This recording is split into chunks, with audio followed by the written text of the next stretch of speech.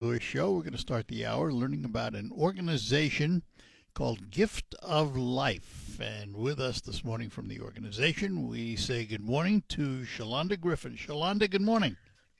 Good morning. Thank you so much for having me today. Thanks for being with us. I think we ought to start probably with an overview of what Gift of Life is as an organization, what it does. Yeah, so we are the organ and recovery team for the state of Michigan. So our job is to recover organs and tissues from those people who have made the decision to become organ donors, organ and tissue donors, and we get them to the transplant centers, who in turn get them to those people who are in need.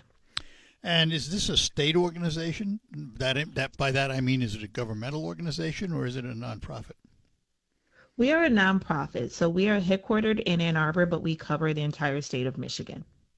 So when we talk about organ donorship, and I think over the last, I don't know, couple of decades maybe, we've all known that we can sign up for it.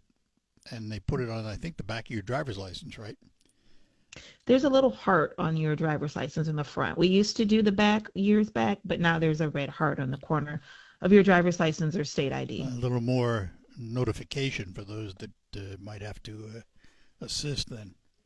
So let's let's look at some of the basics. Let's say someone wants to sign up.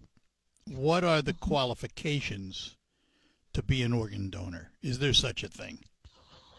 So anyone can join the Michigan Organ Donor Registry. Most people are asked when they're around 15, 16 years old when they're getting their driver's license. That's the first time you're asked. But nothing would prevent a person from being able to join the registry. When your time on this earth comes to a close, it's going to be a doctor who makes that final decision about what can and cannot be used. And recently we had a donor in the Detroit metro area who was 102 years old.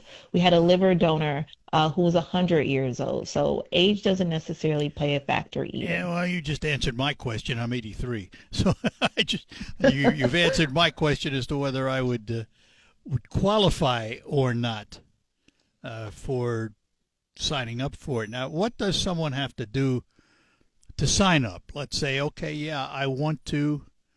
Uh, what are my choices in signing up? Can I choose which organs, for example?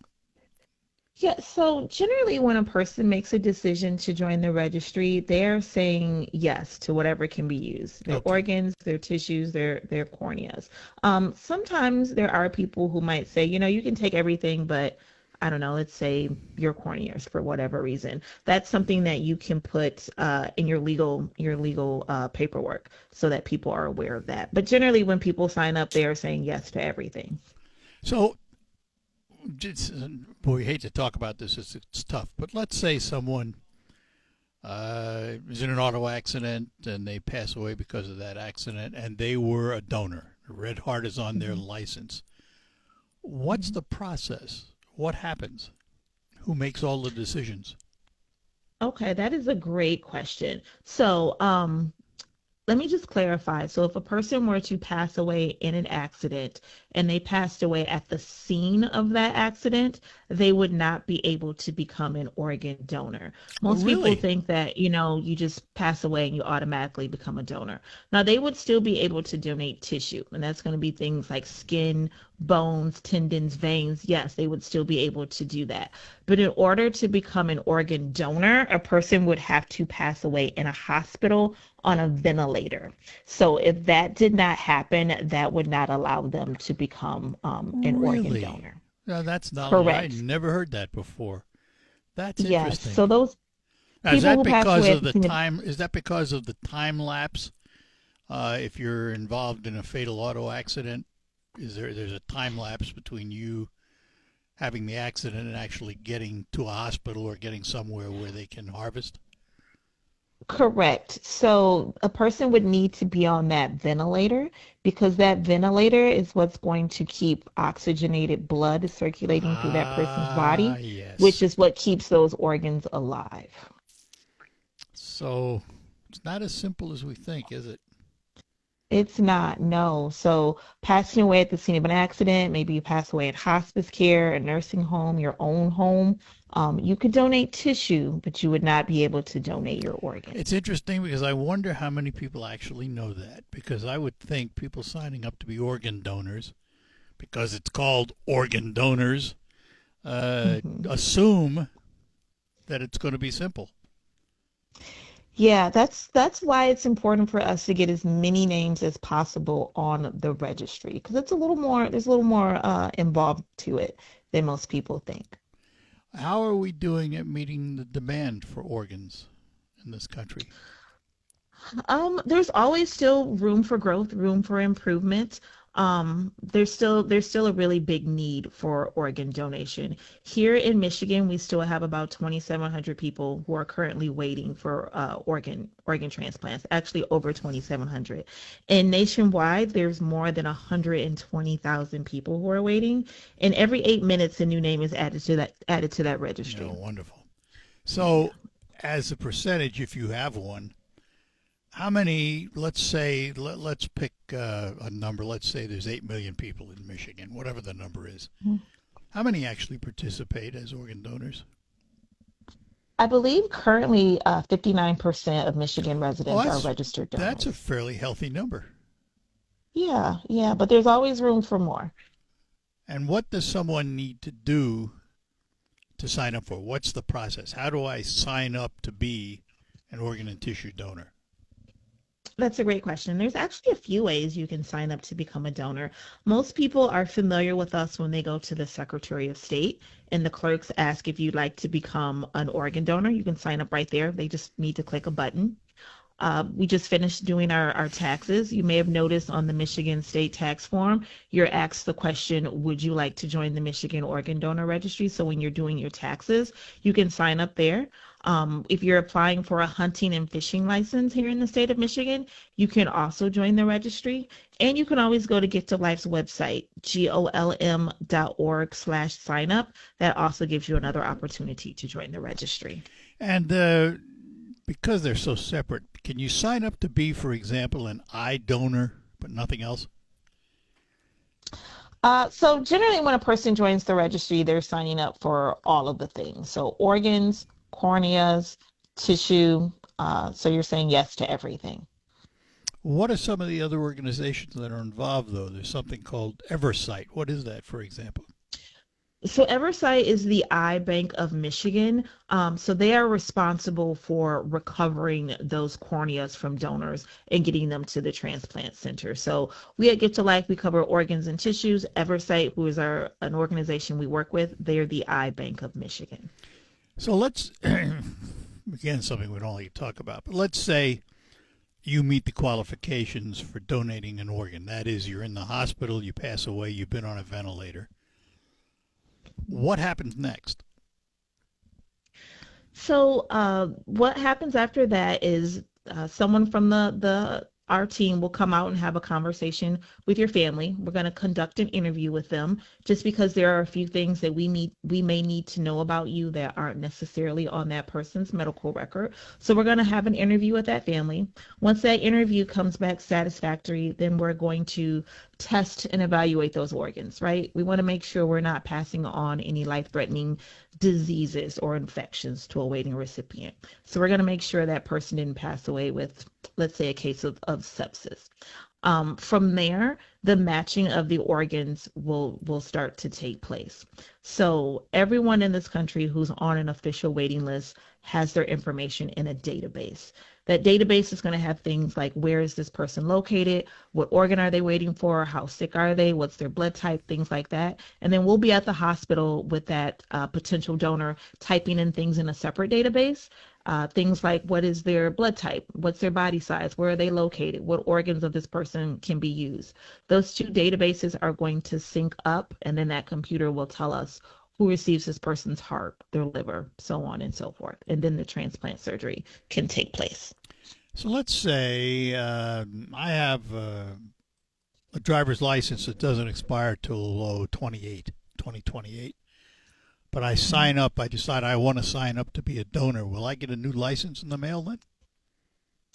You might not necessarily get a new license. What will happen is, I believe the Secretary of State will send you a heart sticker in the mail, Oh, a and you sticker. can add Okay. that heart sticker to your license. Yes, but you'll also have your information in our database. Right. Very good. So let's end it this way. What do you tell someone as to why they should sign up and be an organ donor? Because by signing up and becoming an organ donor, you have the potential to save up to 8 lives with organ transplantation. Uh, in this country, every single day, anywhere from 13 to 22 people die waiting for organs that just never ever come. So you have the opportunity to become a literal hero. You can help get someone off of dialysis. You can help best friends make more memories. A husband and wife spend more time together. A parent spend more time with their children. It's really the most selfless thing that you can do. So I really think it's important to really think about it, have those conversations with your family. And if you decide that it is the best decision for you, to please, please, please join the Michigan Organ Donor Registry and donate life in your passing. Well, Shalonda, thank you for spending a little time with us this morning and talking about it. It's one of those important issues Thanks so out much for there, and having me. it's one of those that sometimes is difficult to talk about. Yes, thank you so much for having me. You're welcome. Thanks for being with us this morning. Have a great day. Bye bye You now. too. Thank you. Shalonda Griffin from the Gift of Life organization. We thank her for joining us.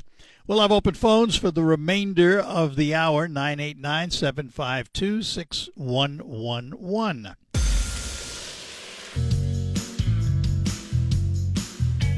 All right, we're back with you here on WSGW. Open phones for the remainder of the hour, 989 752 6111.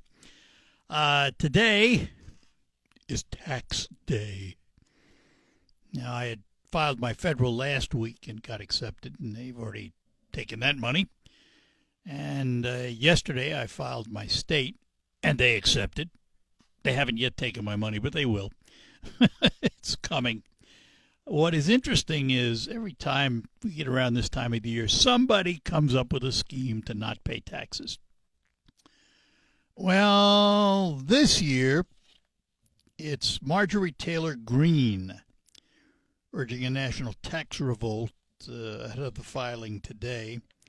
A little late in getting started with that since she only made the announcement yesterday.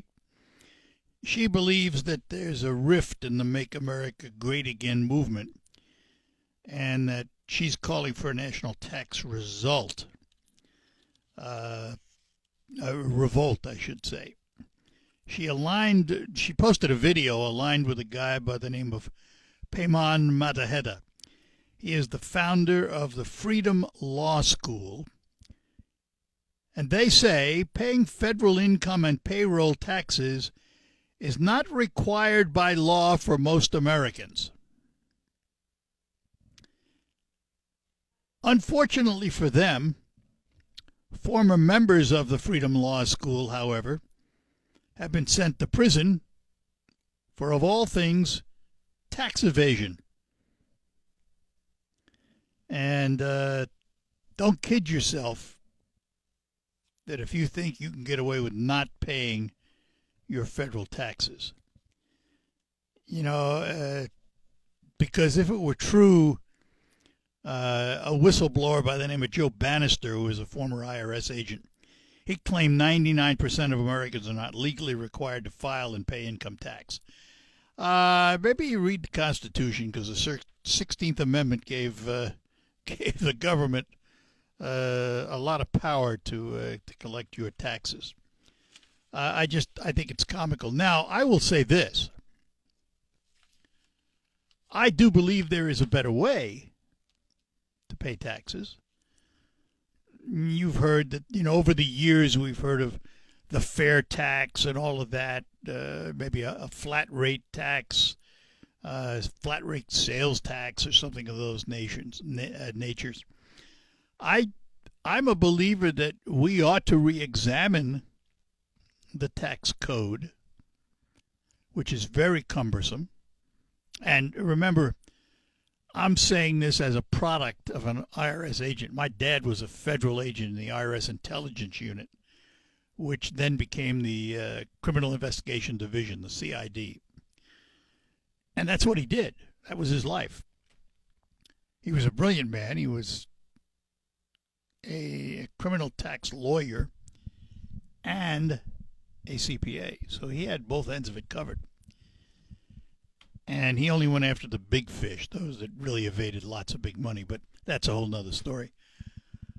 But even he said back in the day that the code is so complicated, books after books after books on the tax code, that it needs to be simplified. And I would agree with that. I think the tax code is very complicated. It gets more complicated every time they pass another law that gives you this or takes away that. Or I do think there's a better way. And I would love to see Congress form an investigative group to maybe look for a way of restructuring federal tax, simply because of its complication. And then we get all kinds of promises, but then you go to do your taxes and you find out, well, maybe that's not quite as good as it says. Like, for example, we were hearing about all these big refunds, yet there's been a story out that the refunds are not as big as everybody expected. Why? Well, because the administration was touting the fact that, well, there's no tax on this, there's no tax on that, there's a big deduction for seniors, there's this, that, the other thing. Then you go to do your taxes, and depending on your tax bracket, you find out maybe it's not quite the way you thought it was going to be. So I do think it's time for a simplification that we can all understand. Some have suggested a national sales tax, a consumption tax, if you will, and eliminate income tax. Question is, how big would that sales tax be? You know, we've heard things like 23%, flat tax, same thing. You know, and then the question is, if you do that, does that stifle the economy because nobody wants to buy anything big because they have to pay all that huge tax? Gives you choice, no doubt about that. But can the government sustain doing it that way? I don't know the answer. I'm only throwing it out there because today's April 15th, and it seems like we should talk about it a little bit. So happy tax day. Did you do yours early? And remember, if you have not yet done it and you need to file today, do not put your federal taxes in an envelope with your check if you have to pay, and most people who wait till the end have to pay, and simply drop it in the post office box. You will be late, and they may assess a late fee or fine on you. Because unlike in the past when you could go into the post office up till midnight and get it postmarked right then and there, if you drop it in the box, it doesn't get postmarked until it gets to a distribution center. That could be a day, 2 days, so your postmark is going to be late. You don't want that. So either file it online, and also when you file online, make sure you've done everything right. Because even though you file online does not mean automatic acceptance. If for any reason they do not accept your filing, you're going to be late. So just, heads up, it's last minute. What I would do is I would put my taxes in an envelope if I were going to mail it with my check, obviously, seal it all up, take it to the post office directly inside, and ask them to postmark your envelope. I think they will do that so that you can have a local timestamp as to when you put it in the mail, because that's the number that the government's going to use to determine if you're late or not. So happy tax day. What else can I tell you? Just make sure you file. All right, take a break. Lines open for you, 989-752-6111. Got a home repair problem? Don't get mad. All right, we're back with you here on WSGW. Open lines for the remainder of the hour. 989-752-6111, toll free 866-790-WSGW. If you're planning to travel to England or the United Kingdom, guess what? There is a new form you need. And it is not just the United States. It's foreign travelers coming into the United Kingdom. They have introduced something called a mandatory electronic travel authorization. You can apply for it online. It costs £20. And it's valid for up to 2 years. And it applies to visitors from the U.S., Europe, Canada, Australia, and a bunch of other listed countries. And this is used instead of a visa. So again, it is called an electronic travel authorization. If you don't have it, you won't be allowed to board your flight. And it will also be required to visit the Channel Islands of Jersey and Guernsey off the coast of France, and the Isle of Man in the Irish Sea. This is fairly new. If you deal with a travel agent, they will know about it. But you usually need an ETA rather than a visa. If you're, for example, from Europe, the USA, Australia, Canada, according to the British government, and it can be used for up to 6 months of visa-free tourism, family visits, and other selected activities outlined on gov.uk. And if you have any question about your activities, you want to go there and find out about it, gov.uk. You need your own. It's not one unit, one authorization for an entire traveling party. You will need your own. And let us say you travel with a baby or a very young child. They will need an ETA. So again, the fastest way is through the official UK ETA app, but you can also submit through the Home Office website if you can use the app. £20 is what it costs you, so whatever the exchange rate is, that's probably about 28, somewhere in there, $28. And most applicants, according to the Home Office, get the decision within minutes of applying for the app.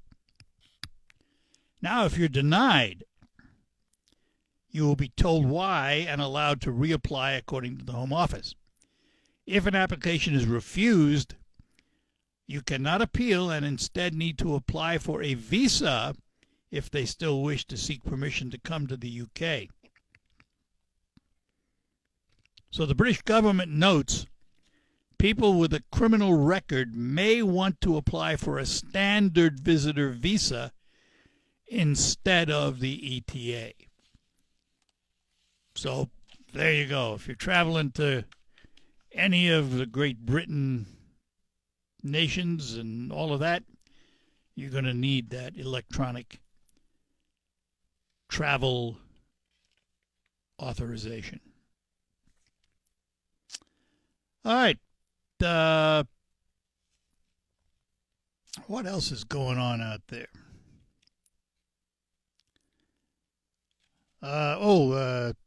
This is an interesting comment.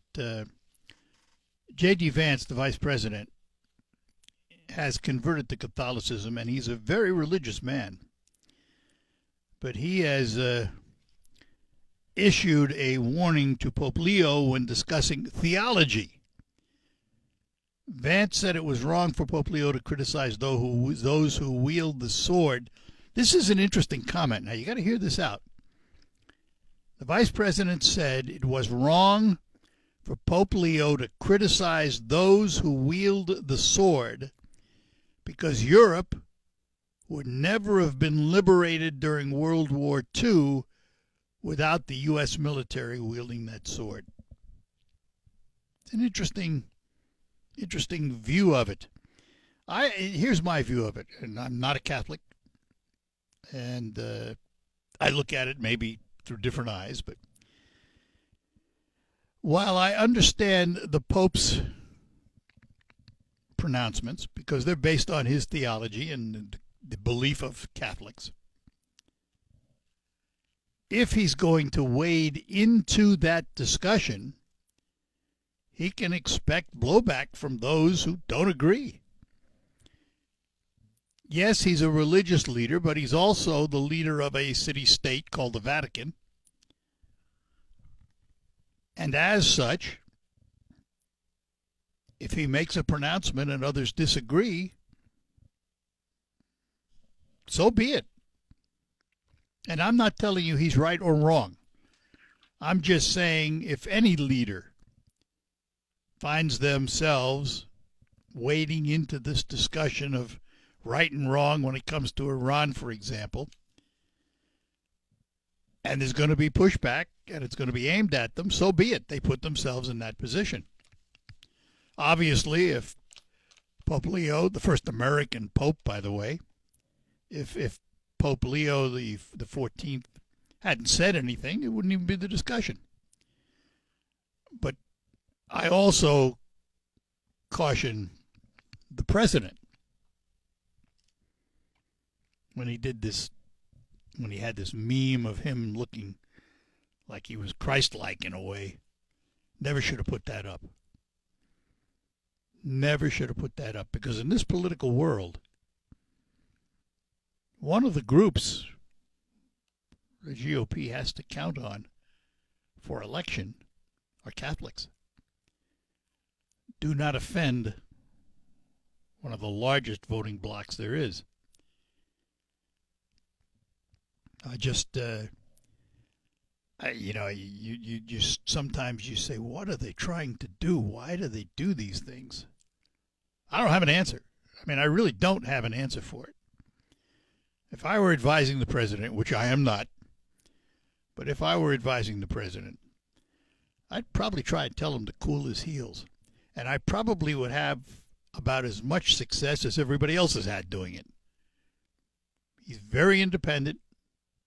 He has his own way of doing things and saying things, and you're not going to change him. It's who he is. It's always been that way. I've known that as a New Yorker watching him throughout my many years. So, don't expect the tiger to change their stripes just because you say so. He's who he is. The one thing about him is you know who he is. You know what to expect. Yes, it's shocking sometimes, but he doesn't try and hide it. This is who he is. So I tend to not pay much attention to what he says and does anymore, other than policies and actions that affect this country. Do I agree or disagree with him? And by the way, I judge every politician that way, whether it's Donald Trump or anybody else. Doesn't matter to me. Is what's happened good for the country or not good for the country? That's the way I view it. That's the way I look at it. And I don't have to listen to what comes out of his mouth. I can totally ignore that. All right, we'll take a quick pause here, and we'll be back to finish up. Hi, I'm Stan. It's Mark Lave and Captain Robbins. Weekdays at noon on 100.5 and 790. News Radio WSGW. Indeed. Welcome back to the final minute or so of the Art Lewis Show on this midweek Wednesday. Sean Hannity. Weekdays at 3 on 100.5 and 790 News Radio WSGW. Thank you, Sean. Didn't mean to do that, but that's all right. Anyway, let's just we'll kind of finish up here in the moment or so left, reminding you about taxes, because today is the day, and if you have not filed yet, a couple of things to know. Don't put it in an envelope and just drop it in any old mailbox, because the chances are your postmark will be late and might subject you to penalties with the IRS. So what I would do is, if you're going to mail it at your local post office and ask them to put a postmark on it. Otherwise, file electronically. Now, here is the danger electronically, because it is the last day. Simply because you file electronically does not mean they're going to accept your tax form. It could be as simple as not recognizing the electronic signature line you have to put on your form. But all of a sudden you get a note back that your text form has not been accepted. And by the time you fix it, once you know what it is that's wrong, and you refile, you could be late again. So don't wait till the very, very last minute.